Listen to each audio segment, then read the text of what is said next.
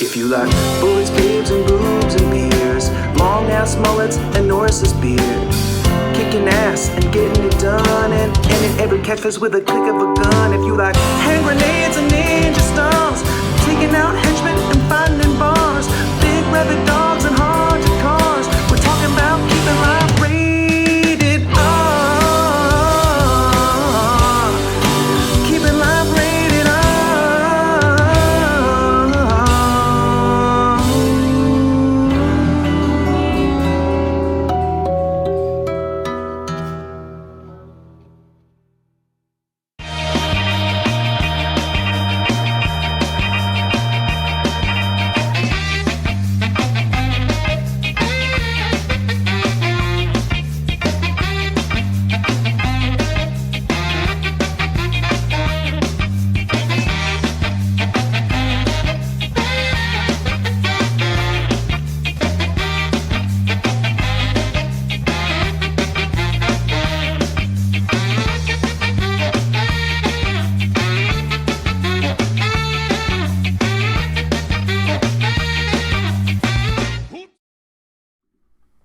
Hey, what's up, everybody? Yeah, it's that time. Yeah, what's going on? Welcome to the R-Rated Show Movie Night Hangout number 2. Tonight we're doing Plan 9 from Outer Space. Now, I'm no, hang on one second. I had to get that first sip of beer. I'm no expert on Ed Wood or Plan 9 from Outer Space, but this is a public domain movie, and I figured I'd probably get away with showing this on tonight's movie hangout. So I just figured, I've seen this movie probably once or twice, and I'm going to be just kind of enjoying it for really just kind of off the cuff. I'm not going to be probably throwing a lot of knowledge or trivia at you about Ed Wood or, any of the actors in the movie. But let's just watch the movie and have a good time. And welcome back. It's nice to be hanging out again. Hope you guys enjoyed Meatballs 3 last time. But, yeah, without further ado, let's get started on Plan 9 from Outer Space, 1959.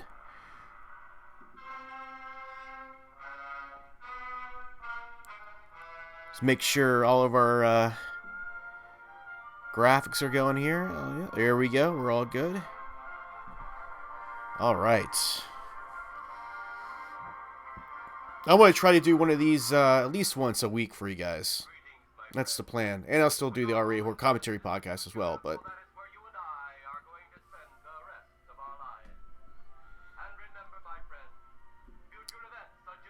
man, I wish I had a sweet-ass haircut like this guy.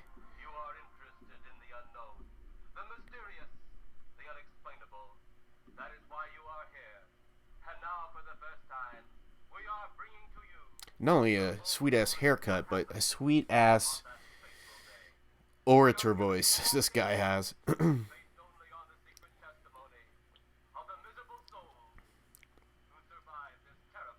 Guys, I'm tired. I need to drink some beers and wake up. I had a long day. Very busy day at work, and now it's hangout time. I gotta get in the mood.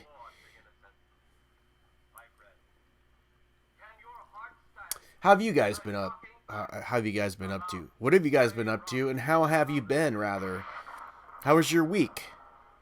I like these intros, man. The sort of superimposed names over the gravestones. It's really cool. Why can't I think of a cool intro like this for my show? But yeah, what have you guys been up to? How have you been? Where have you been? What have you seen? What have you done? How's life? I've been getting so many more subs lately. It's really fantastic. Like every day I get more and more, and people show up, and people are commenting, and on the, on the show, on the different episodes, reviews, or movie hangouts, whatever it is, you guys have been commenting. It's really awesome, and thank you so much, everybody. I'm going to compile a list of new subs. I think maybe I'll read off weekly new subs or something at the end of each show. Maybe starting with the next one or something like that. But I really appreciate you guys coming on board with our R-Rated Show, and make your presence known. Say hello, leave a comment on the YouTubes in the comment section. I'll definitely reply to everybody eventually who comments. I reply to them. So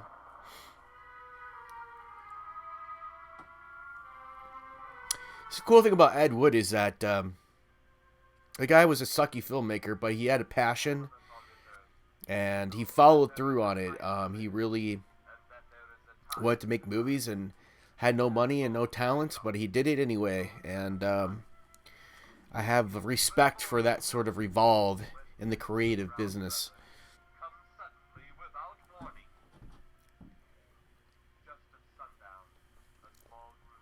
Look at Bela Lugosi, man. He's so old. And Bela Lugosi is famous Universal horror movie actor. Probably best known for playing Dracula. But he did play a lot of other characters in the horror genre as well as Frankenstein. But this was in fact his last movie before he passed away. I think he died in 56 and this came out in 59. But he was acting up until his death. But he's a legend. Him and Boris Karloff, probably two of the biggest horror actors that ever walked the earth, right? And Boris Karloff, of course, is best known for his portrayal of Frankenstein.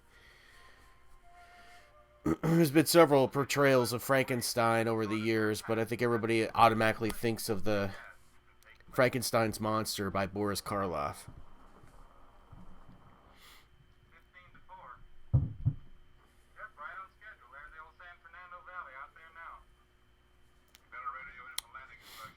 Yeah, I love that, this guy had a shoestring budget, and he just threw together these sets, and it's just kind of like, it's almost like a high school play more than a Hollywood movie set, but, he made it work.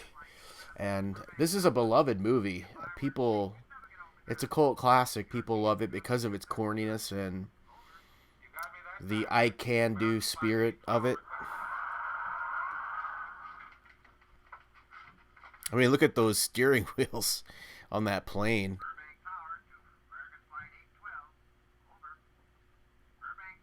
I mean, they're just like the cheapest props, I mean, when people think of like flying saucers hanging from a string, from a stick, they think of this. This is the movie they think of.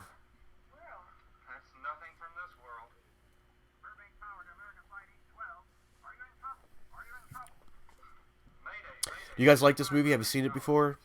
It's all over the internet. You can watch it, download it for free. It's probably one of the most famous public domain movies. This one and Night of the Living Dead.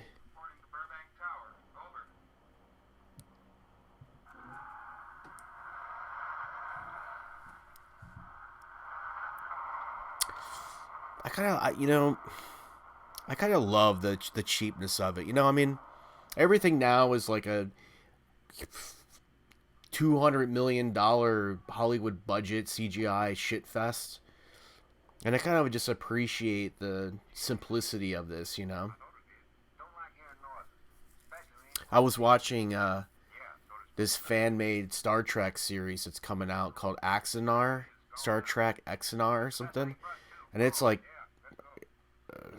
some millionaire is funding it or something, and it's like amazing CGI, and it's good, but it's just amazing, like what any amateur can, with money can do, has all the tools you could possibly need, and this guy made this movie with nothing, no computers. There's Vampira. Vampira was the template for all those female horror hosts, or that sort of archetypal female vampire figure, like Morticia from Addams Family or Elvira or whatever. And I actually like this version probably the most. I mean, I like all of those female horror figures, but there's something kind of alluring about Vampira, strange looking goth chick. I have a soft spot for goth chicks. I like them. They're kind of. I always wish I had a goth girlfriend in high school or something. Never did though. They didn't want anything to do with me. Somehow Ed Wood convinced Bela to do this movie, and he had him, you know, he only had him for a little bit until he passed away, and then there's a lot of stand-ins, a lot of actor stand-ins going on. But Edwood wanted to make a movie, and he wanted to make a movie with Bela Lugosi, and he got to do that. So I just think it's amazing that Bela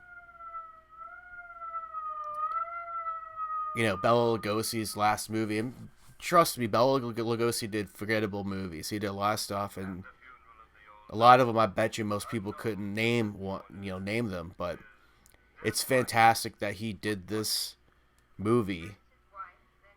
That's a little shit movie from a no-name director, and it's like one of the best-known shitty movies ever. So he went out on a high note, kind of, It's great. I love that.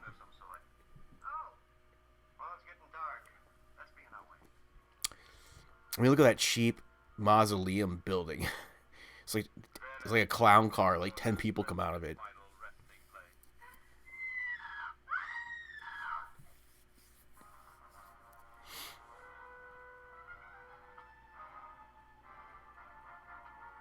I'll let this be a lesson to you, I mean, if you want to do something that seems like insurmountable, and you're afraid to do it because you think it'll suck, it's supposed to suck. Your first big outing doing something, doing a big project, your first time doing it, it's supposed to suck. Don't be afraid to suck, And sometimes sucking can be a blessing in disguise. You never know how people are going to respond to it, but...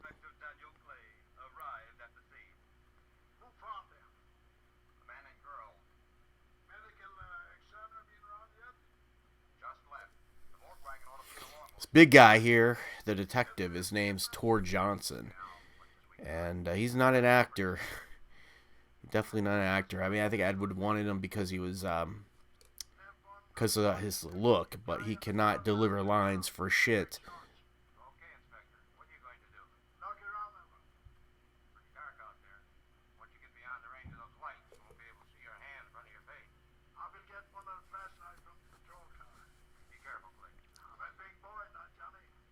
I'm a big boy now, Johnny.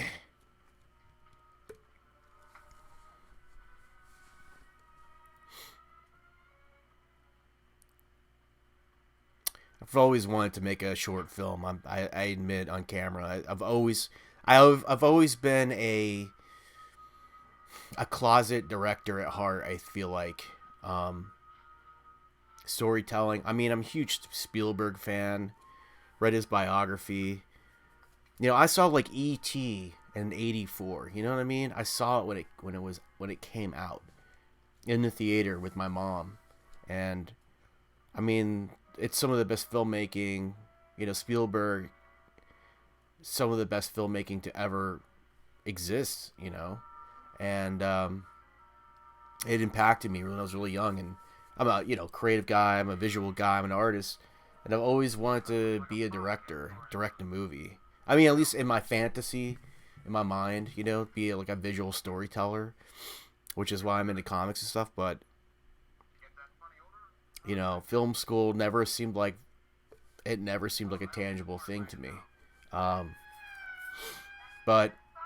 I would love, I mean, with all the technology that's, inexpensive and we can get our hands on now, it's really no excuse for me not to do it. I should try. I should at least try once. You only live one time. Life is short, so maybe I'll enact some plan to finally make my own little short horror movie or something like that. If I ever had the chance to have a budget and a camera and some actors, I would definitely make a horror movie for sure. It's my favorite genre. After that, probably be like science fiction. After that, maybe like I don't know, thriller or something like that. Maybe even a comedy.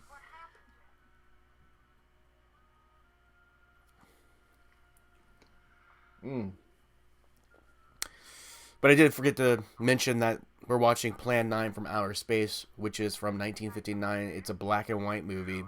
But this is the colorized version, which is available on YouTube. And I hadn't seen it in the colorized version, so I figured, oh, what the hell, I'll try it out. You know, there's a colorized version for Night of the Living Dead as well, which we did it, me and Moselle, my podcasting partner, we did a fan commentary for that, the colorized version. It was quite a while ago, but it's up on the channel. It's in there. You can go find it, and you can. I think we actually have the movie with that commentary uploaded. But if it's not there, then you can watch it on YouTube and listen to our commentary. And Matt's really funny. Matt Wazel's really funny, and we had a good time with that one. So definitely go check that one out. It was a lot of fun. Hopefully he'll come back and do some more commentaries with me. It's been a little while. It's been going on 8 or 9 months, I think, since we've recorded together. He's just a busy guy.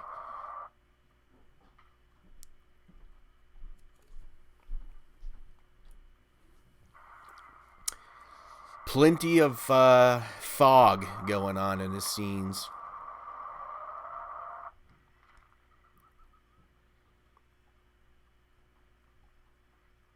Yeah, it's funny because you can tell that the creative team, the editor and Foley and all that, they had a hard time keeping any consistency going.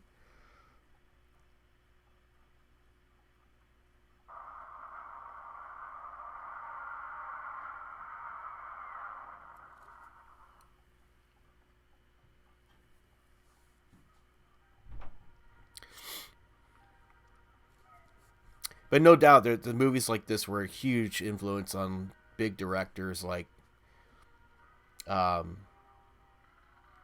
Tim Burton, you know, who made Ed Wood.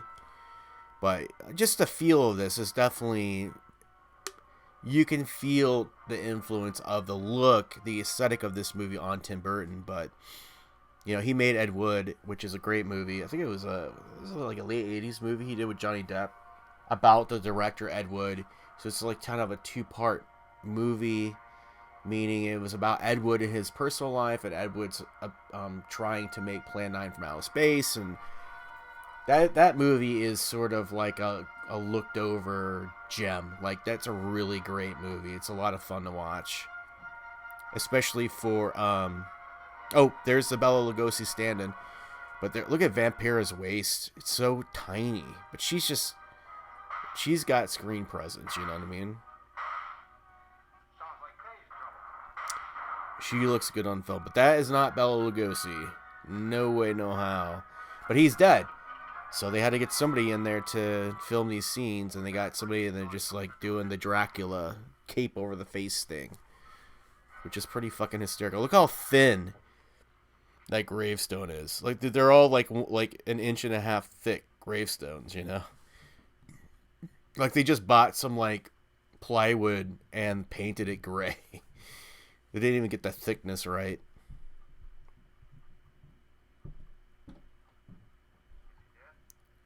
Pretty sure that's not how you handle a gun, but, okay. What was I saying? Oh, so, yeah. Ed Wood, great movie. Nobody really talks about that movie a whole lot, but if you're, like, a closet director like me, it's a kick-ass movie. I really, really enjoy that one. Tim Burton's early stuff, man, it's just all so good. You know, everything up to Batman, maybe a little bit after that, but, you know, it's really sad that it's weird because Tim Burton still has that artistic integrity that people hold him up on a pedestal as, you know, a visionary, and he definitely pioneered. He did his own thing, you know what I mean, and he did it really well. I mean, he's probably one of the most stylistic directors that went mainstream in the last, like, 4 decades, you know what I mean?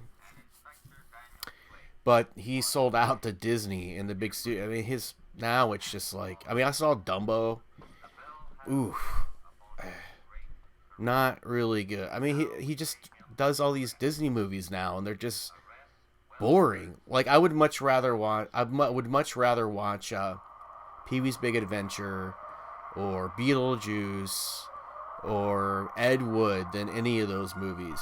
You know what I mean? If you guys haven't seen Pee-wee's Big Adventure, you gotta watch it. Watch it with the get the Blu-ray. Watch it with the director's commentary.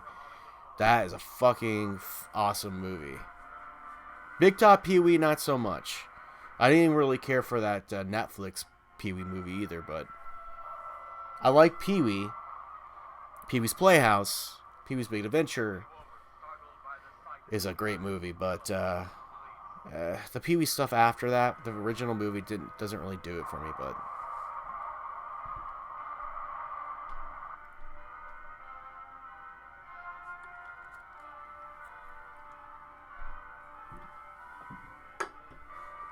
oh, beers. Thank you, Jesus, for Bud Lights. Ah, man, I need it. I actually was watching a little documentary about this movie before I started this commentary, just to kind of something to talk about. And I fell asleep. I was just so tired after work. I suck. I'm so lame, but I'm turning into an old man. I'm getting gray in my hair. It's like I better just knock off for at least like a power nap before I start this thing. Yeah, so he mixes in some stock footage here. Yeah, it's so funny because you see the flying saucer go by, and it's like a backdrop, and you can see the shadow of the guy holding the stick like on the backdrop of that's supposed to be the sky. It's like so cheap, but I don't know. There's something really endearing about it because he's just like, fuck it, I don't even care, you know.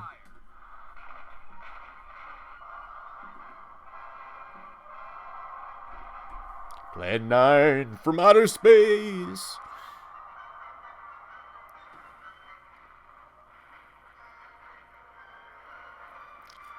Oh, by the way, guys, I'm going to get out there. I'm going to see Dr. Sleep.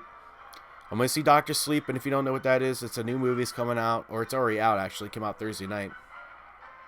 Ewan McGregor. It's the sequel to The Shining, and I'm hearing really good things. I really want to see it badly.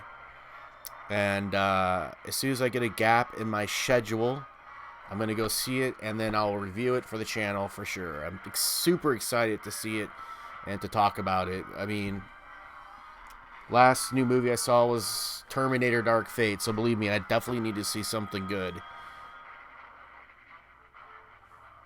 And they're really dragging out these battle scenes, huh?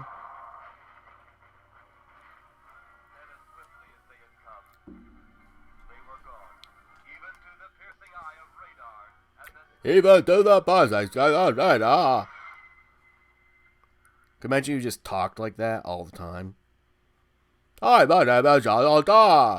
Welcome to the Arena Show. Yeah. Oh, yeah, apparently this won the Golden Turkey Award. Like way back in the day, I guess they had like a Razzie, a version of the Razzies that were called the Golden Turkeys. And this was like one of the early ones that won the award. And this movie put shitty movies on the map. Like, there's certain shitty movies that are such a glorious failure that they're just endearing to the audience, and you love to watch them because they're fun, because they're so bad. It's called So Bad They're So Bad It's Good, right? And there's definitely movies that are so bad, but they're just bad, you know, and they're not entertaining. But there's movies that are so bad that they're actually good. I think one of the most recent histories everybody knows is Tommy Wiseau's The Room, which is hysterical. I mean, you watch it with a couple friends, and it's just like you're just jaw-droppingly bad. Me and my buddy Aaron from Revival House went to go see a live showing of it with Tommy Wiseau. Got to meet Tommy Wiseau, and it's an experience, man. It has a huge cult following. But anywho, yeah, So Bad It's Good. I mean, this was, I think, one of the original So Bad It's Good movies, and I need to learn to appreciate this movie a little bit more. Maybe watch it a few more times and really absorb the moments, you know. yeah, just bring it in a little closer. I just always admired it from afar, and I've seen it a couple times, but not enough to like really memorize all the great moments of it. So I'm glad I'm doing this movie tonight because it's one of those movies I kind of like ignored a little bit, but take a closer look at it, and it'd be interesting to hear what you guys think about this movie. Is it a total shit bomb that you would never want to watch again, or are you now interested to watch it on your own without without me ruining it? So I hope it doesn't bother you. I turned the subtitles on because I'm actually watching the movie live, obviously, and the volume is down, so I want to be able to kind of keep up with the story. But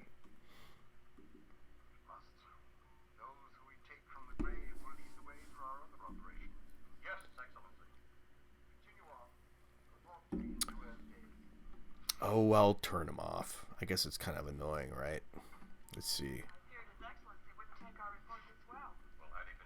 So guys, go sub to my channel. I'm trying to get to I want to, like, I have this like pipe dream. I'll get to 1,000 subs before the end of the year, but it's probably not doable. Okay, I mean, I'm realistic about it, but I at least want to try to get close because I'd really like to start 2020 off with 1,000 subs so that I feel like I rounded a milestone going into a new year.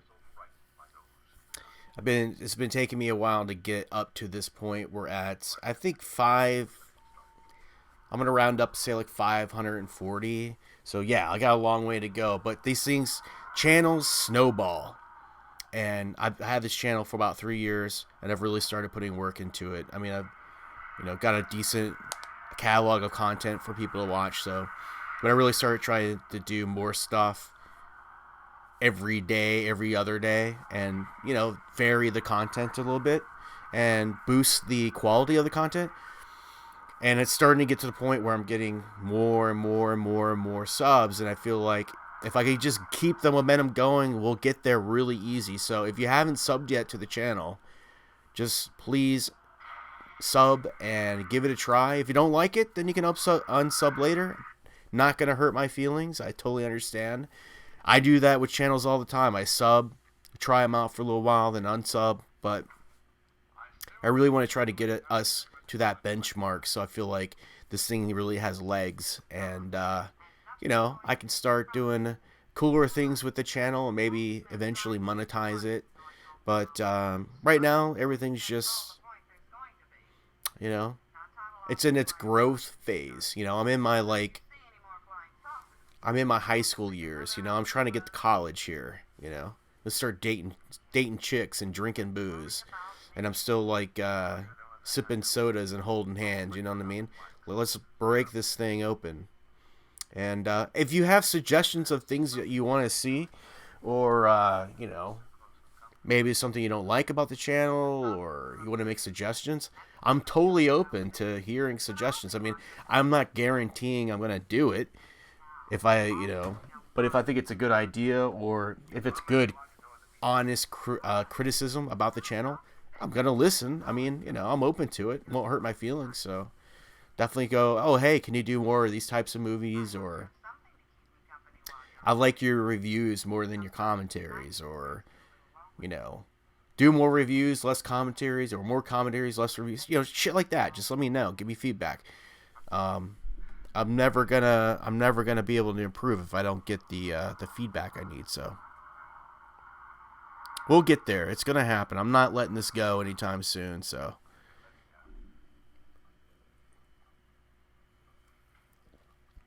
I will say that the OBS graphics graphics program is such a lifesaver because it saves me editing, because I can set everything up, everything I want to do, all the edits I want to do in one cascade of one scene to another, and just do it by hand, like in camera recording, instead of doing it later in like iMovie and cutting shit together and pasting everything together, and then having to bounce it out from iMovie, and it eats up a ton of memory and on my computer. This is like so much easier and faster. I can understand why so many people use OBS. It's fucking fantastic, and it's free on the internet. It's crazy. Good stuff, man.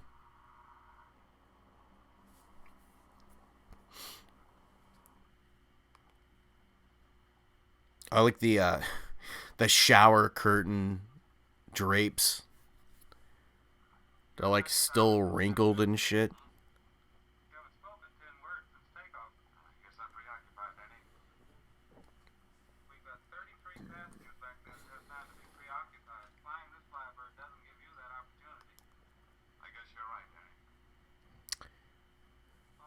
I almost did Night Train to Terror, because that's another public domain movie. That's 80s. I will always gravitate towards 80s movies anytime, because to me they're just like the perfect movies, the perfect time frame for movies, the perfect amount of cheese and special effects and directing styles and just the general sort of vibe of the mentality of society at the time. But I was like, let's give Planet Nine some love, and maybe we'll do Terror to or Night Train to Terror next time. But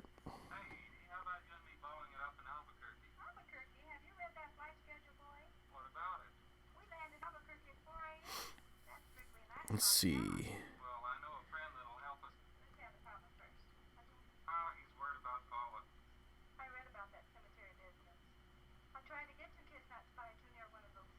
Looking for the trivia. There's got to be some trivia on this movie, right?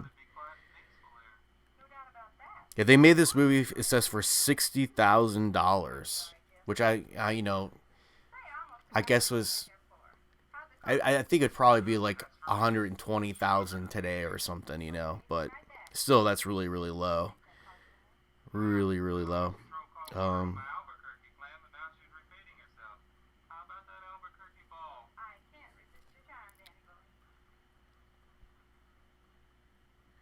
I mean, couldn't they have looked up, like, what a steering column on a plane, on a cargo plane or whatever, looked like?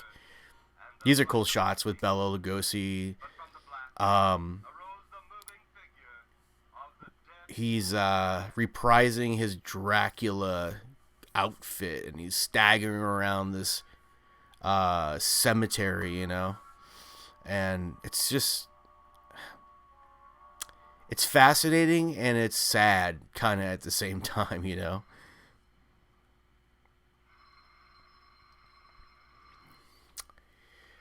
Let's see. Bela Lugosi appears in footage shot just before his death, but with no script in mind. Edward D. Wood Jr. wrote the script to accommodate all the footage shot in the cemetery and outside Tor Johnson's house in the new production. Lugosi was doubled by Tom Mason, Woods' wife's chiropractor, who was significantly taller than Lugosi and played the part with a cape covering his face. Yeah.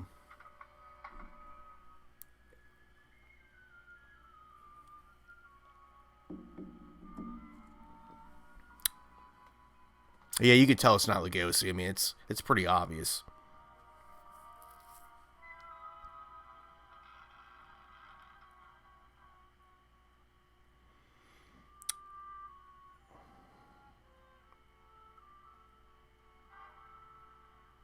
The film played for years in relative obscurity on late-night television until 1980, when critic Michael Medved dubbed it the worst film ever made. Almost instantly, a cult classic was created. I think when you achieve that sort of status, even if in a negative way, I mean, it does do something. It like cements you and the zeitgeist, as... I mean, sometimes bad is good too, It can be. People love to see people try and fail and somehow still succeed, I think that people can understand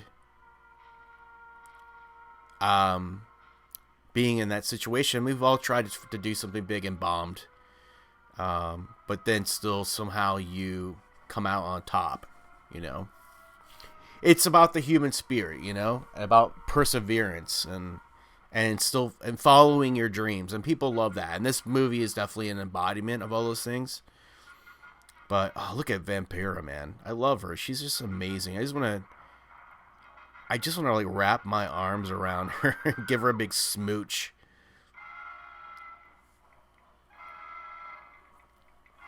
I mean, some of these shots are like accidentally really cool. Like this shot with Tor here, rising from the grave, is like lit really cool, and it's just real simple, you know?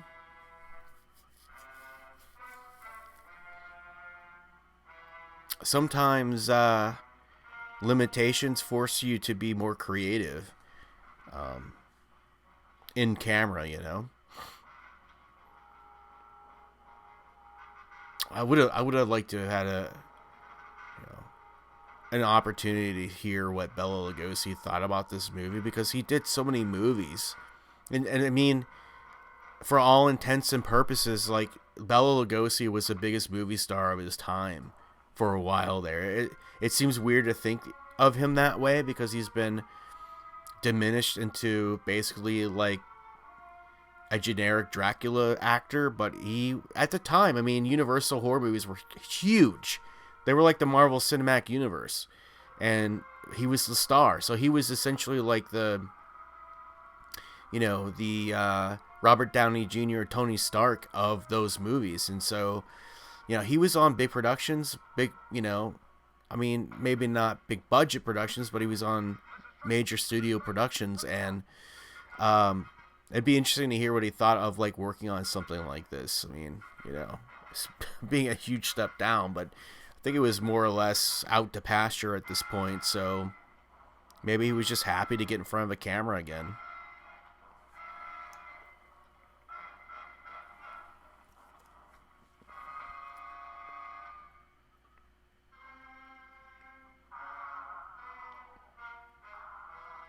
I like the music, which is very typical for late 50s movies and stuff.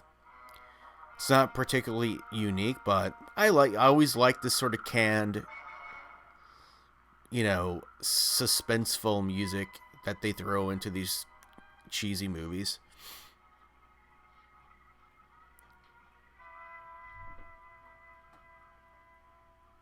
Yeah, Vampire is hot, man.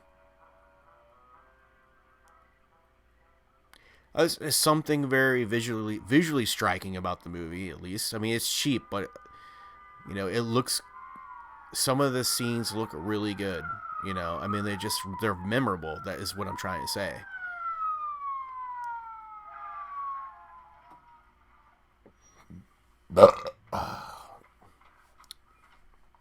Sorry, guys. I know it's gross.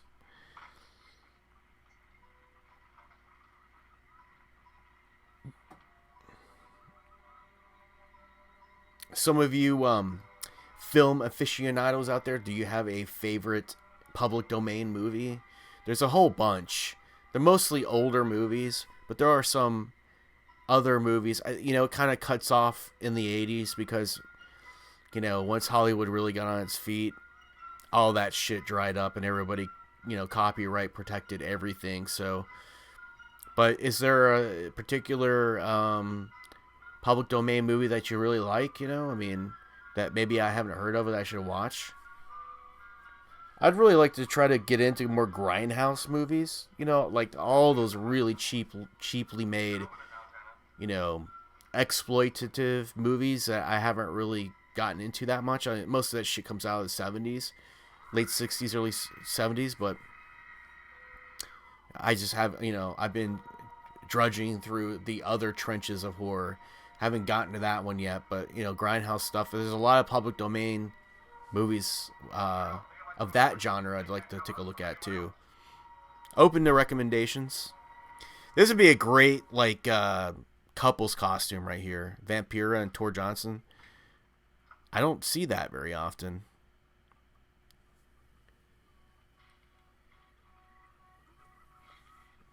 Girls, if you're listening, if you got a big old boyfriend, you know, throw like a bald cap on him and get yourself some goth clothes and There, I've given you your next Halloween costume ideas. I was off duty an hour ago. Oh, don't ask me any questions. I'm just a hard hand just like you.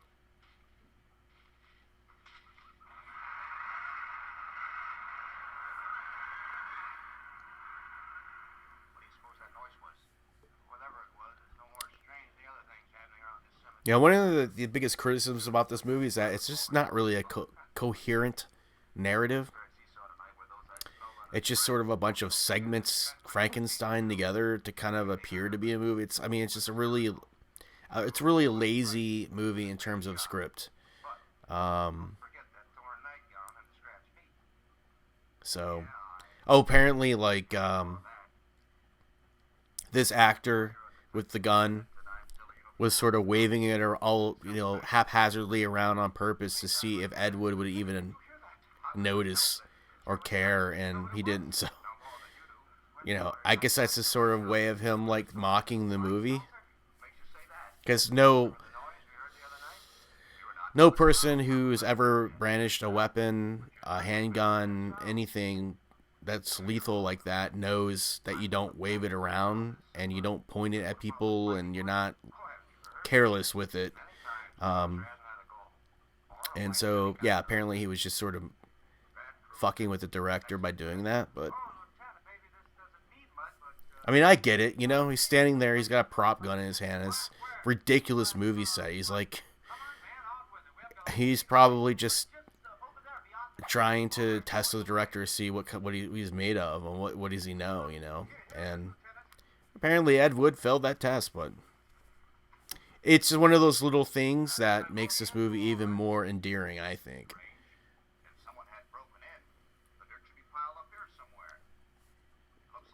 A movie like this, I think, is really for people who enjoy movies.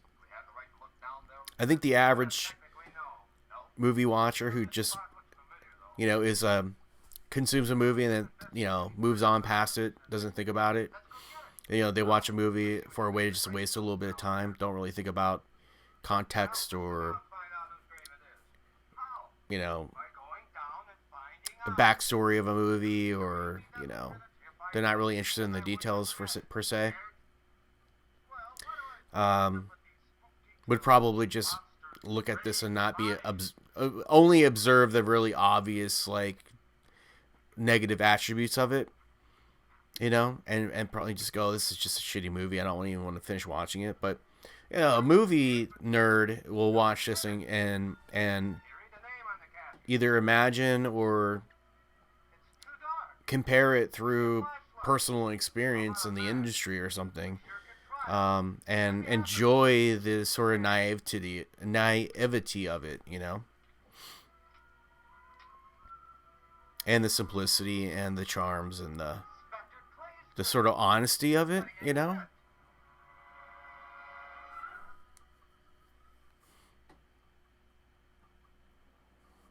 More stock footage.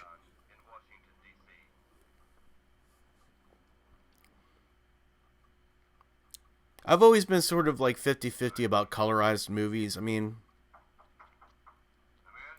do they add something? I mean, I guess. I mean, you can tell that it's just really...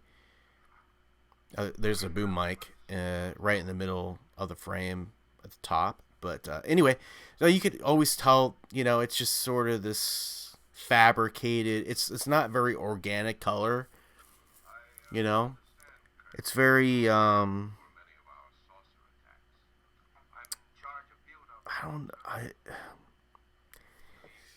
colorized movies don't really do a whole lot for me, but it's always interesting to see what like the studio who puts it out, or the production studio that does it, the choices that they make, to try to breathe some life into these black and white movies, something extra. I personally don't mind watching a black and white movie. I think it's fine. It actually adds character in a way, but it has to be the right type of movie. But for instance, if you watch like Night of the Living Dead colorized, like there's some interesting color choices in there, and I think they're just like, well, if we're gonna do it, we have this like limited palette, then why don't we just make it kind of kooky? This isn't really as much like that. I mean, it's very subdued, so you're not really thinking about the color too much, but there's always something sort of like vacant about colorized movies, and it's just sort of like a pasted on secondary thing. But I mean, I think it's pretty good in this movie, surprisingly. Like, I don't hate it, you know? I think, I don't know, maybe in this case it kind of works in its favor, but it would be cool to see like a kind of kooky colorized version of this movie, because the movie itself is a little nutty. But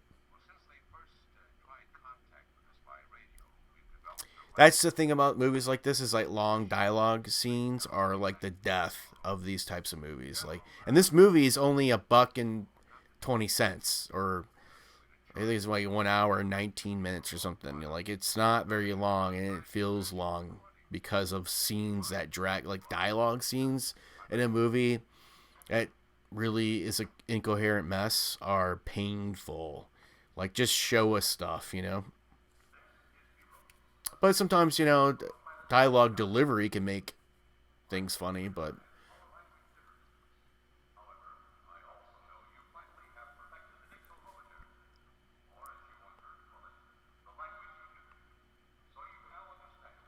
if you guys were going to make a low budget movie, amateur movie, or bootstrap it, you know, pull something together, write a script, make a movie with your friends, what would it be about?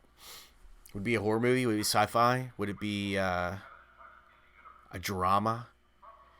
You know, like if you had $60,000 and a camera and some film, and they were like, we need you to make a movie in like 2 months, like get started, what would you do? What would be the first thing that you grabbed in terms of a story or a narrative? You know, so what inspires you to make a movie? I mean, for me, it's definitely like horror movies. I don't know why, but I just find them to be so much fun, and I understand the language of horror movies, I feel like, more than other types of movies. But I probably could do drama really well, I think, too. But other, like comedy, I probably would really struggle with comedy. But yeah, I mean, I would definitely go for horror first. What would you guys do? What would be your go-to? Would you do a documentary? Seems like a lot of like low-level filmmakers with not a lot of money just do docs, because it's all about presenting facts in a nice, like, smooth way, versus like being creative with the camera, you know, using it as a tool creatively. Just like, oh, I'm gonna sit, you know, somebody's gonna tell a story and they're gonna be right in frame. You know, it's not trying to make these vistas with wide sweeping shots and stuff like that. But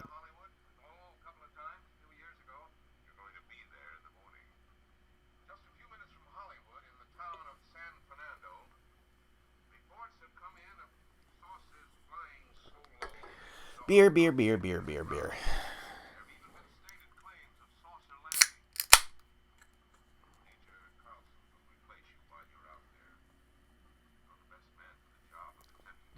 If you're a regular listener of the show, is it weird to like watch a commentary of mine where you can actually see me instead of like just listening to my voice, like on the R-rated horror commentary podcast?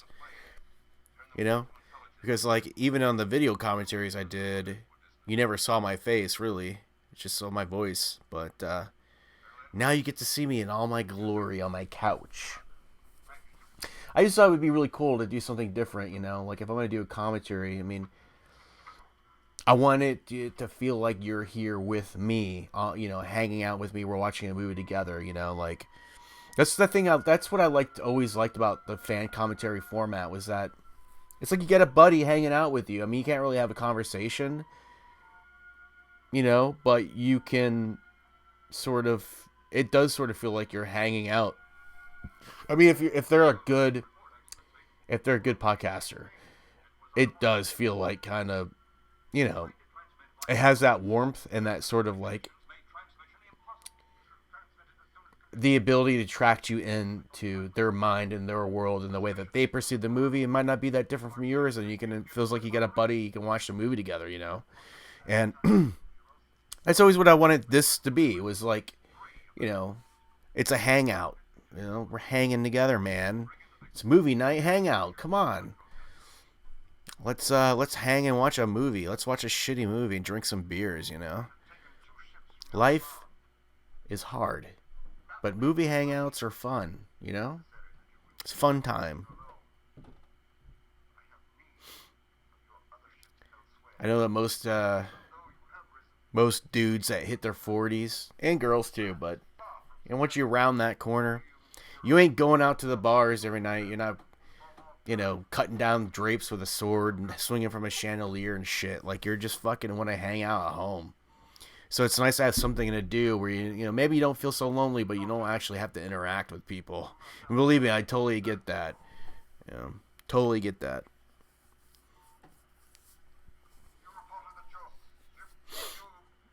I've had many a night where I just fucking hang and watch YouTube videos all night.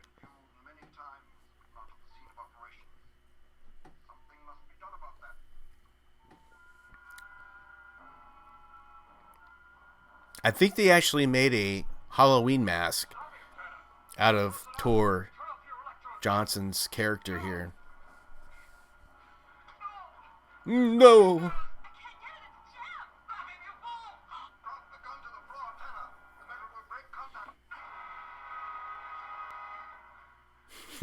That's some Shatner acting there, man.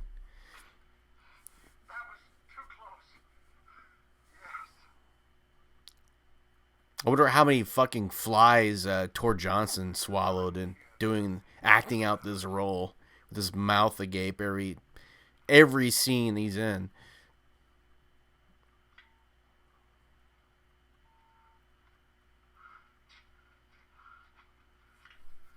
Yes, he's a fine specimen. Are they all this powerful on planet Earth? This one is an exception, Excellency. At least the colorizer of this movie had the observation enough to make Tor's character, I would say, at least 2 or 3 shades lighter, because he's a corpse. He's a zombie corpse. Put the big one away. Pick up your electro gun.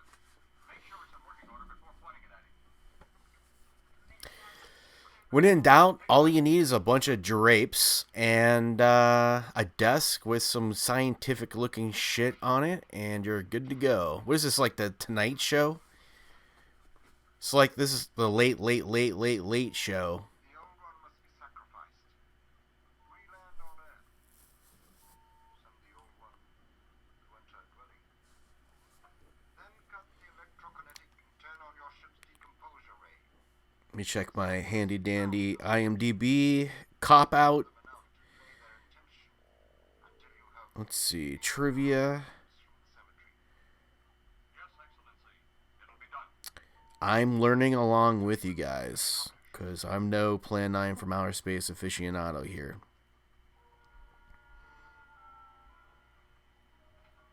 Heroes, the Earth people are getting closer to that which we fear, since they will not listen. According to Mayla Nurmi, she would put on her Vampira makeup and costume at home, and then take a bus to the Quality Studios soundstage, where her scenes were filmed. I mean, I'm sure she did. I mean, this is late 50s, so I'm sure she did just the spook. Really, because like in the late 50s, or in the 50s in general, people were really conservative for the most part. I mean, our society has changed a lot, as you can imagine. I mean, that's an obvious statement, but I'm just saying that, she probably did that because she liked fucking with people a little bit. She's a little bit of a freak. I like that. That's a good little piece of trivia. Like, I would have loved to imagine being on a city bus and just seeing her walk in with that cinched waist and that red lipstick on. Be amazing. Edwood always claimed that this movie was his pride and joy. Well, he must have seen something in it, Maybe he felt like this was his, like, his masterpiece. I've never seen any of Edwood's other movies. So maybe that's something I need to put on my list of things to do, and do like an Edwood retrospective or something. Is that something you guys would be interested in seeing? Having me break down like his top 5 movies or something?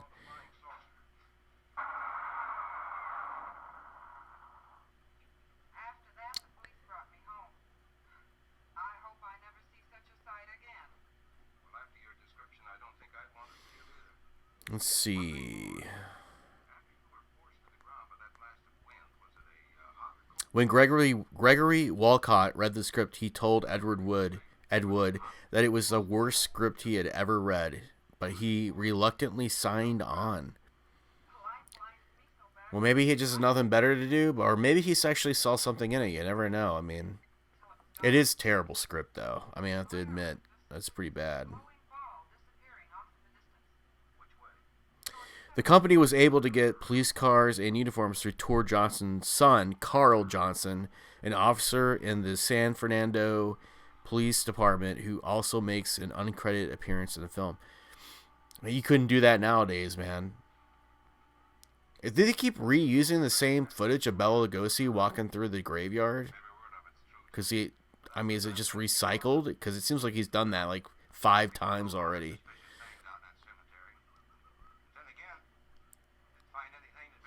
Funded by a Baptist church, several members of the cast let themselves be baptized. That's interesting. Never would have guessed that. I mean, if it got them more money to finish their movie, I mean, I guess why not, you know? Different times. Whatever it takes, man. Bela Lugosi supplied his own costume. He wore one of the capes he used when portraying Dracula on stage. So that's one of those things that I feel like is really cool, but also like really sad. Like he dragged that shit out to wear it one last time in a really bad movie right before he died. I wonder if he probably really enjoyed that, you know? It's a cool like little weird thing because like it's what made him famous, but it's also what he goes like the costume he goes out in his last very very last movie, which is a very terrible movie. So I don't think it tarnishes reputation at all, but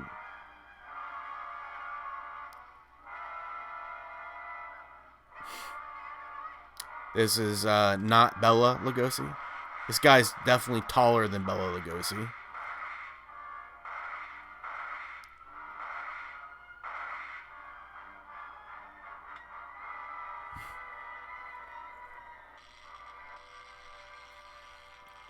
Why is Dracula in an outer space movie?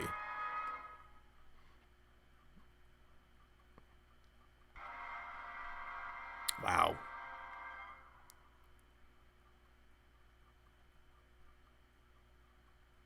Everything decays away except for the bones. This ain't no Obi-Wan Kenobi move here. Like this is like, the flesh will melt away, but everything else but the cape and the bones.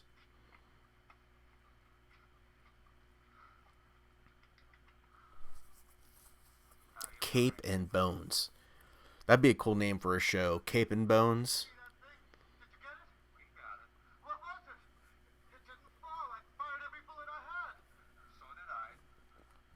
Oh, by the way, in case you're wondering, like, why this isn't called the Couch Potato Commentary anymore, I don't know. I just changed my mind. I just felt like, let's just call it, like, what it is, really obvious. You know, like, movie night hangout, you know. Couch Potato, people might misinterpret that, I guess, or something, but the whole thought behind the Couch Potato thing was, you know, there's so many of us like movie fans that just kind of like super glue our ass to the couch for days on end and just watch movies over and over, right?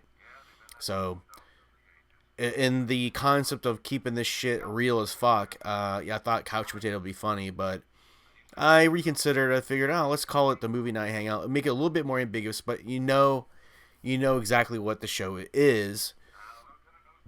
And I didn't want to use the name. I didn't want to use the word commentary anymore because it's not really spouting off, you know, nonstop facts like I'm some aficionado of these movies, but really just kind of hanging out together, having fun, where I can just go off script and talk about shit and whatever it might be, whatever comes to mind. But oh, by the way, speaking of whatever comes to mind, I watched the new Eddie Murphy movie on Netflix. My name is Dolomite. Dolomite is my name, or something like that. About Rudy Ray Moore. Really fucking good. It's so relieving to know that Eddie Murphy still has the chops, man. And I really had fun watching that. And then I also watched Dolomite after that, and that was also a lot of fun to watch. That would be awesome to do on this segment of my show. If I think maybe I can get away with it, showing the movie here, maybe I'll try, but I don't know. I'm not trying to get my shit cock blocked again. I just fixed my Friday the 13th, the final chapter movie hangout from a few months ago. I didn't even realize it got fucking copyright blocked. Like they took the video down because it had like a little bit of an AC/DC song in it in the beginning. But I mean, I guess obviously it's intellectual property and the song is copyrighted. It's not monetized, so I didn't really think they would block it. And because they usually don't, But I don't usually play whole songs either. So anyway, it got taken down. I fixed it. It's back up, so you can watch it. But you know, you never know. I mean, you're using other people's IPs and copyrighted content, like here or there. You can get away with stuff, and it's always a tightrope walk. You know, you never know. I mean, you gotta walk that skinny narrow because you can get your shit fucking blocked, and then you spend hours. I mean, putting up a video, especially these commentaries, you gotta record them and then produce them and put them up online and all that, and it's like it takes time, it takes hours. So you try to avoid all the pitfalls as much as you can, but you also want to be able to like reference shit in your videos. And it'll get harder, I know, once I monetize shit. I mean, I'm trying to slowly wean myself off of known songs and known video clips and whatever. I mean, you got to be really careful because they will fucking straight up like give you a strike and shut your channel down now. Like, YouTube is really uptight about it. So I'm trying to play by the rules a little bit more because I want to eventually monetize my videos. But we'll just have to see. So this is a learning process as I go along. So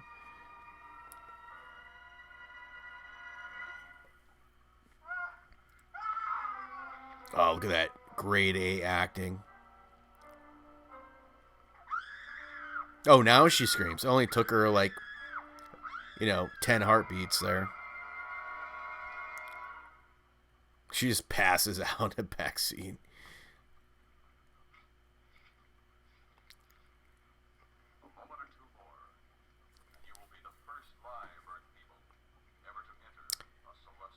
I feel like Prince would actually wear this outfit this guy's wearing. Purple with a gold cummerbund. Purple satin with a gold cummerbund.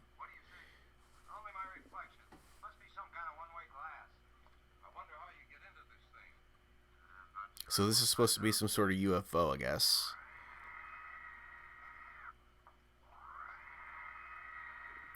I mean, it's very minimal, but they're trying at least,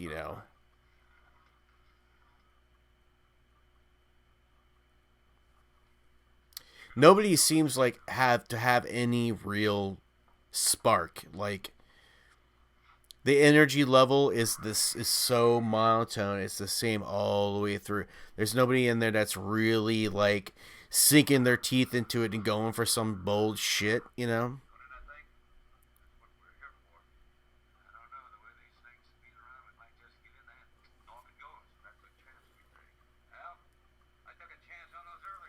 mean, ultimately, that's Ed Wood's fault, right? He's supposed to be telling them how to deliver their performances or whatever.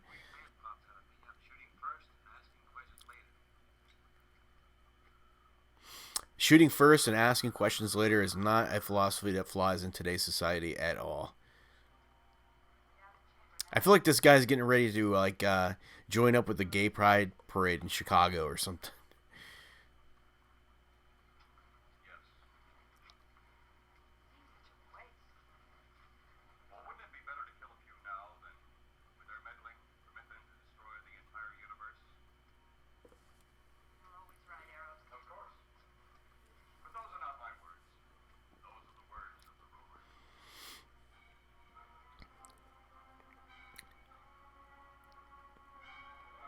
Hey, what's up, you aliens? Yeah, say we are busted. Say, yeah. That's a ticket. We will do as you command. For the moment. No, for the moment about it. You just do as I tell you. Look at that guy in the middle. He's got like a body frame like fucking Frankenstein. He's huge. You do not need guns. Maybe we think we do. They would be of no use to you now. They've been mighty useful before on flesh and blood. And you two look like you've got a lot of both. True, they would be effective upon us. Must be awesome to meet alien life and it's just a hot redhead. You know?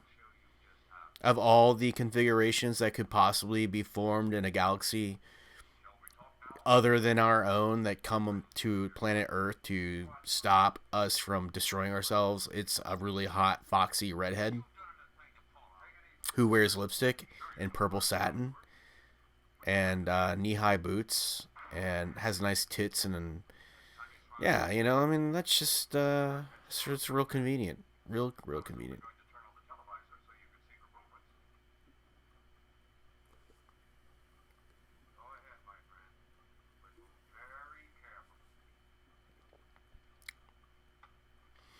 Eventually, when I have enough subs, I'm gonna start doing commentaries of movies that are not public domain, but are only available on Patreon because it's not going to be uploaded to YouTube. It'll be just like this or something similar to this, but it'll be of, you know, all the movies we love. You know, Batman, Superman. It could be Friday the 13th movie. It could be, I don't know, an Avengers movie, Captain Marvel. It could be Shining. I don't know, whatever. Any movie we want to do, I'll put it into the screen here and we can enjoy it together. I also want to do live streams. We can all watch the movie together and I'll answer your questions and we can interact. It'll be a lot of fun. But we got to get to that 1,000 subs first, man. We got to get there.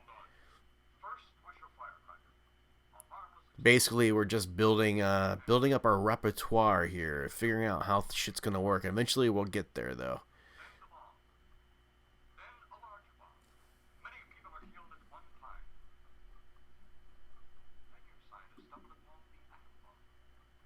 Wow, we're almost done with this movie already.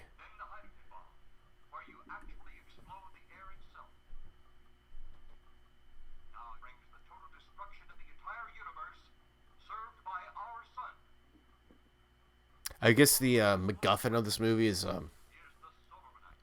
some explosive device that blows up the light rays of the sun or something. The solar nuke or some shit. I don't know.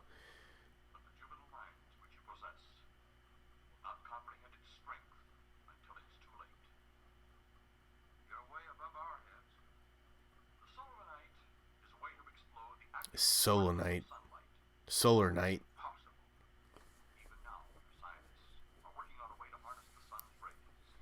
Any war movie, very similar to The Day the Earth Stood Still. The Day the Earth Stood Still is a really good movie. I really enjoy the simplicity, but that actually has a good script and good acting in it. That movie holds up as an old classic film, sci-fi film. If you haven't seen it yet, I definitely recommend checking it out. But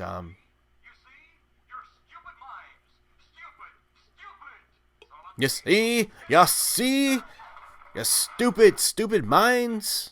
Classic line from the movie. He's green. Oh, that was an interesting little choice.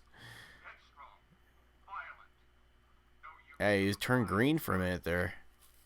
You talk of God? You also think it impossible that we too might think of God? You wear the uniform of your country. That was the one moment in this movie where the actor really went somewhere with the material. And it wasn't good, but at least it was something interesting. But you left us no alternative. When you have the soul of a knight, you have nothing. Nor does the universe. You speak of solar night, but just what is it? Solar Night or Solar Might? I'm going to have to turn the, This can of gasoline check out the subtitles here again for a minute. you spread a thin line of it to a ball, representing the earth. Now, the gasoline, We're going to learn together. the sun particles. Here we saturate the ball with the gasoline, the sunlight. Then we put a flame in the ball. The flame will speedily travel around the earth, back along Oh, right. the gasoline to the It's an accelerant they shoot into the sun and it blows out the earth. explode this source and spread to every place that gasoline, our sunlight, touches. Explode the sunlight here, gentlemen. You explode the universe. Explode the sunlight here, and a chain reaction will occur direct to the sun itself. Exploding the sunlight. All the planets that sunlight touches. Good. Good. Every planet in the universe. This is why you must be stopped. This is why any means must be used to stop you. Yes, human beings suck. Yeah, we ruin everything. This is essentially kind of almost the same plot as The Day the Earth Stood Still, but it's so bad that it's almost disguised. And it's got zombies and vampires and... How then is it mad that one planet must destroy another who threatens the very existence? Ooh, we got some more acting here. In my land, women are for advancing the race, not for fighting man's battle. Life is not so expansive on my planet. We don't cling to it like you do. Our entire aim is Somebody needs to slap the shit out of this purple satin wearing motherfucker, man. He's annoying.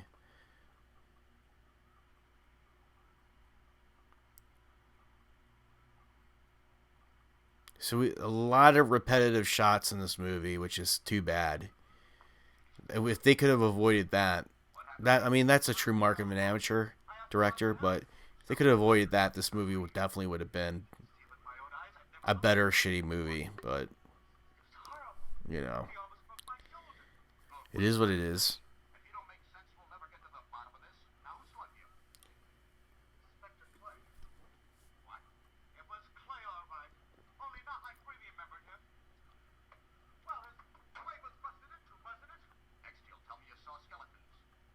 We did, earlier. Now I know you're off your rocker. Oh, jeez, I just got out of acting school. Everybody. Where's Lieutenant I like how she just wanders around, like, with her, you know, gone? I was left here to guard her. with her vampire pose. Oops, I bumped the camera, sorry. Second time tonight, I'm getting darn tired of it. Which way were they going? Oh, that way. Come on.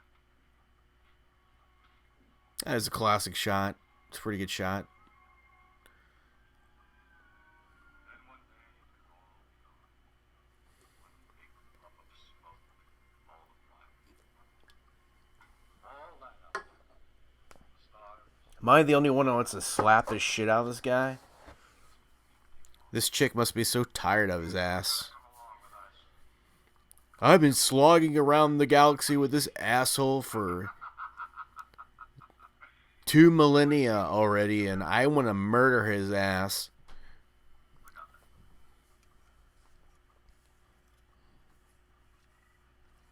Ah.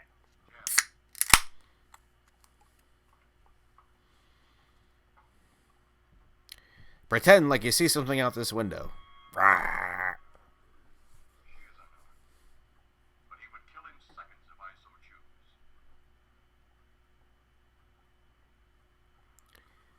choose. Dumb and Dumber here. Holy cow. Come on, what's our big climatic scene gonna be? How's this movie gonna wrap up? It's Clay, all right. There's no mistaking that. And he's got Mrs. Trent. Get your gun ready. His guy, Mrs. Trent.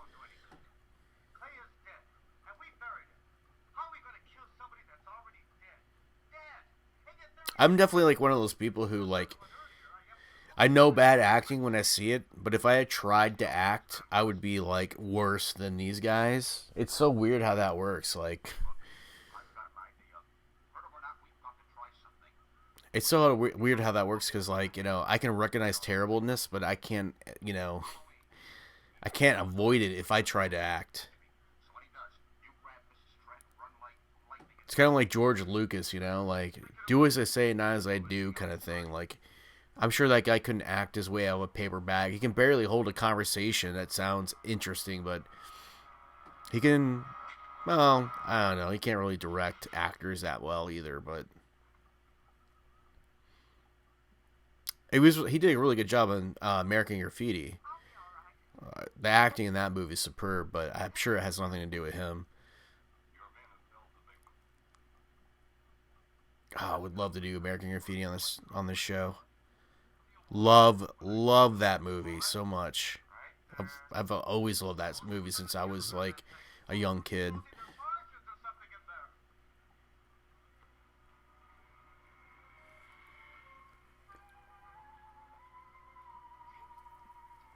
Come on, let's go. She's like, please shoot me. In my misery.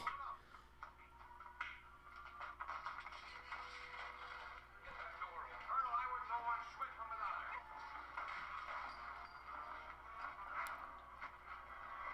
They're busting up they're turning out their high-tech spaceship, damn it. This is like lower tech than a Navy ship. You know what's fucked up though? I bring that up. Navy ships, they all have the same color green everywhere on the inside. It's like mint chocolate chip green. Like, ugh. I don't know why. I don't know if it's some weird psychological thing, but most Navy ships, if it's not gray, it's this fucking weird green color.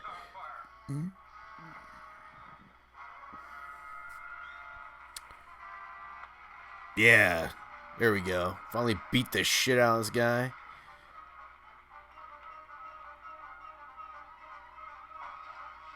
I tuned him up real good, see?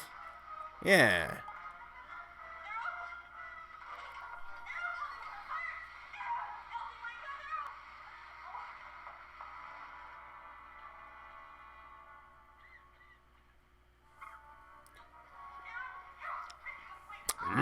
Fire bad. Fire bad.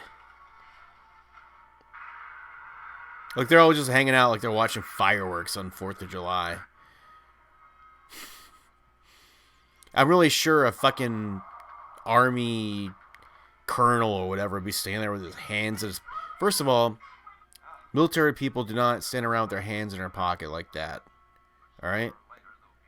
That's bad military form. When you're in uniform, you don't sit around with your hands in your pockets. But narratively speaking, it doesn't make any sense because he's standing there like he's just watching fireworks at a picnic. I mean, you think he'd have some urgency to his body language there?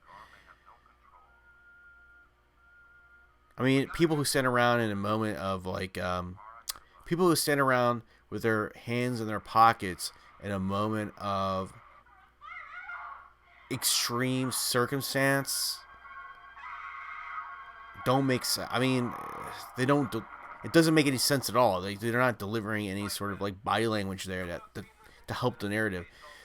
Somebody who would do that is a total psychopath. I think, you know, like inability to understand what's going on in the situation or total apathy. They might be a serial killer. They might be, you know. Believe that another world is watching us this moment.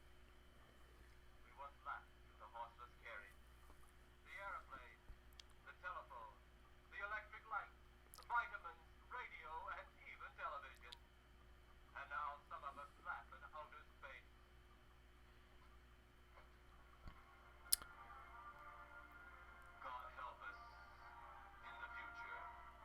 Ooh, it's a deep message, man. Deep message. There's some consistency there, at least, you know. The End, filmed in Hollywood, USA. You know, it's just a weird movie, man. I kind of like it. I dig it. I could see myself falling in love with this movie more and more the more I see it. That's the thing. I have to watch it more times. Like, this is like number 3 for me over the course of like probably 20 years or something. But bravo, Edwood. You know, hey, you did your thing and you got it on film, and people like to watch it. People still talk about it. So, hey, more power to you. I mean, you're being remembered after you died for at least having passion and doing what you wanted to do. So good for you, man. And I'm glad we watched this one tonight. And I'm going to try to watch it again real soon. But if you have any suggestions of public domain movies you would like me to do on this segment of the show, let me know in the comments below, please. And if you haven't yet, like I said, I'm trying to get to the coveted 1,000 subs. And if you haven't smashed that subscribe button yet, please do. And just give it a whirl. You know, if you don't like it, you can always unsub. I'm not going to be hurt if you unsub, because I get it. It's either for you or it's not for you. But give it a try. And hit the bell for notifications so you know when I drop new episodes or new content. I do commentaries, I do reviews, I do this, that, the other thing. I try to have a variety of content for you guys, because I want this channel to be fun. It's about having a good time together. It's about chill time and having beers and Bud Lights and having fun and take your mind off all that shitty shit that drags us down in the mucky muck, right? So thanks for hanging out with me. I hope you enjoyed this commentary, the hangout, rather, of Plan 9 from Outer Space, 1959 by Edwood. And until next time, guys, stay awesome, stay rated,